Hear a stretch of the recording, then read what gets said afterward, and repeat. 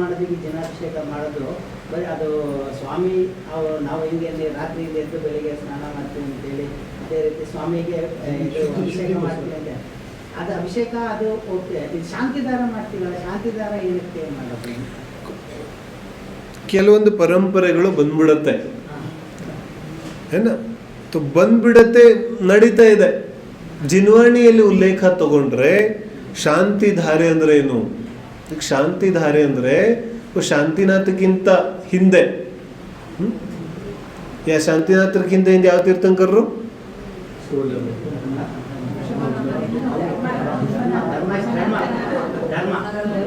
ಧರ್ಮನಾಥರಲ್ಲ. ಧರ್ಮನಾಥ ತೀರ್ಥಂಕರ್ ಆದ್ಮೇಲೆ ತುಂಬಾ ದೊಡ್ಡ ಗ್ಯಾಪ್ ಇದೆ, ಸಾವಿರಾರು ವರ್ಷಗಳ ಗ್ಯಾಪ್ ಇದೆ. ಆ ಮಧ್ಯದಲ್ಲಿ ಒಂದು ರೀತಿಯಾಗಿ ಜಿನ್ವಾಣಿಯ ಉಪದೇಶ ನಿಂತು ಹೋದಂಗೆ ಆಗ್ಬಿಡ್ತು. ಇಂತಹ ಕಾಲ ಬಂದ ಮೇಲೆ ಶಾಂತಿನಾಥ ತೀರ್ಥಂಕರ ಜನ್ಮ ಆಗುತ್ತೆ. ಅವಾಗ ಹೇಳಿದ್ರು ಶಾಂತಿನಾಥ ತೀರ್ಥಂಕರ ಆದ್ಮೇಲೆ ಇನ್ನು ಮುಂದೆ ಯಾವತ್ತೂ ಖಂಡ ಆಗಲಿಲ್ಲ.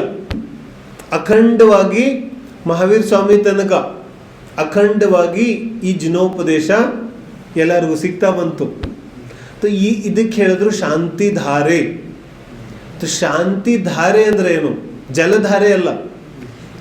ಶಾಂತಿಧಾರ ಮನೆ ಯಾವ ಒಂದು ಸತತವಾದ ಉಪದೇಶ ಜನರಿಗೆ ಶಾಂತಿಯನ್ನು ಕೊಡ್ತಾ ಇತ್ತು, ಅದರ ಪ್ರತೀಕ ಇದೆ ಶಾಂತಿಧಾರೆ.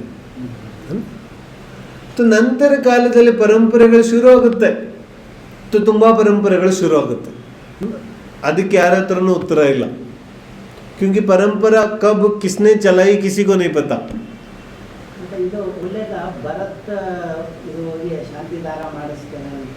ऐसा कुछ उल्लेख नहीं है.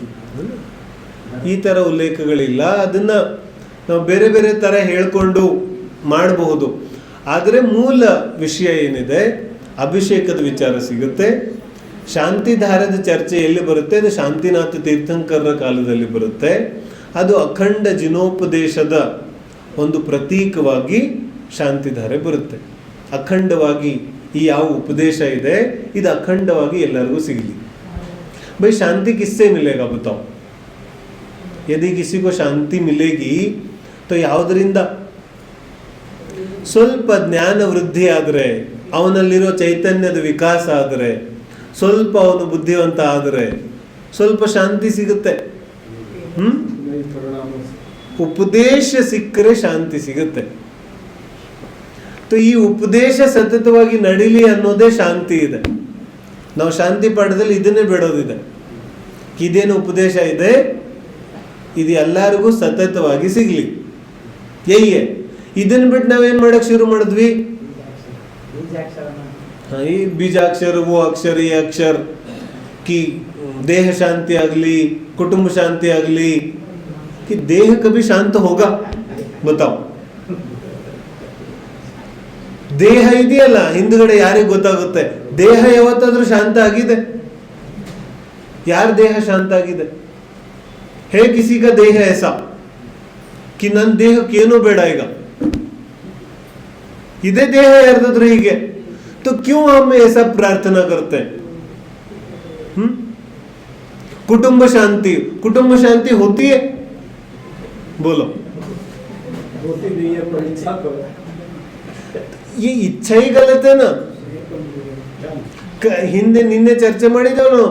साथ जाने की इच्छा निगोद की इच्छा है, एकत्व की इच्छा मुक्ति की इच्छा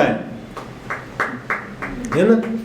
तो ಏಕತ್ವದ ಇಚ್ಛೆ ಮಾಡೋದಿದೆಯೋ ಅಥವಾ ಜೊತೆ ಜೊತೆ? तो जब जाना सत्य है अकेला तो मान लो ना.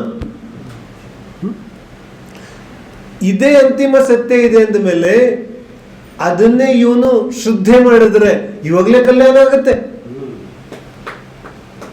ಶುದ್ಧಿ ಮಾಡಕ್ಕೆ ಯಾಕೆ ಹೆದರ್ಕೊಳ್ಳೋದಿದೆ? ನಾವು ಎಲ್ಲ ಓದ್ತೀವಿ, ಆದ್ರೆ ಶುದ್ಧಿ ಮಾಡೋ ಸಮಯ ಬಂದ್ರೆ ಹಿಂದೇಟ್ ಹಾಕ್ಬಿಡ್ತೀವಿ. नहीं अब शुद्धा करेंगे तो सब छूटने लग जाएगा. जान जाते मानते नहीं हाँ वो मान भी ले तो फिर अपनी अपनी तान तो ಈ ತರ ಪ್ರಾರ್ಥನೆ ಮಾಡೋ ಅವಶ್ಯಕತೆ ಇಲ್ಲ.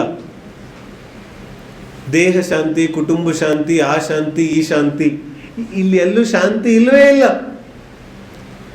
ತೀರ್ಥಂಕರರ ಮುಂದೆ ಬಂದು ಉಪದೇಶ ಕೇಳೋದಿದೆಯೋ ಅಥವಾ ನಮ್ಮದೇ ಶಾಂತಿ ಹೇಳೋದಿದೆಯೋ? ಬೈ ಸುನ್ तो लोग महावीर भगवान क्या कहते हैं, ನಮ್ಮದೇ ನಾವು ಹೇಳ್ತಾ ಇದೀವಿ.